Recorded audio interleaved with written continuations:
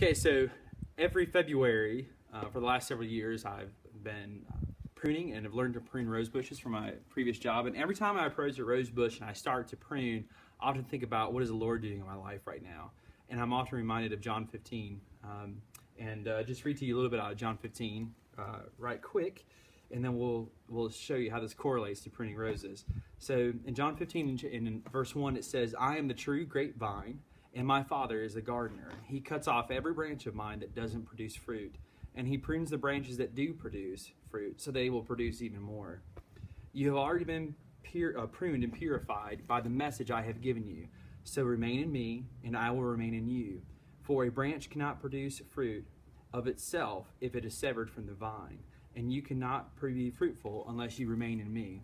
So yes, I am the vine, and you are the branches. Those who remain in me will produce good fruit." And so when we look at this obviously is not a grapevine, but they're very similar. You are pruned in dormant time, and as the scripture talks about, God is the gardener, and he knows the exact time of when we need to be pruned in our lives. And we all go through times of pruning.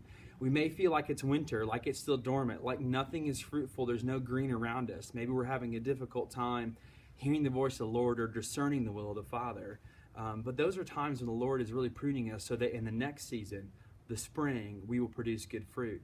And so a lot of times he will come in and produce those and prune those things out which don't produce fruit. So a lot of these like lower branches down in here, those will be removed because those won't bloom. But these nice larger branches, these will remain, but they will be pruned so they will produce more blooms. And it's very similar to that of the grapevine. And so I just want to encourage you, if you're in a season where you feel like it's just dormant and I'm not hearing from the Lord and I'm not sure what's going on, just be obedient and yield to the Father in the pruning process. Don't focus on necessarily what are the things I'm being pruned of, although that's good, but you need to focus on what am I being pruned for? And the Word says you're being pruned to produce fruit.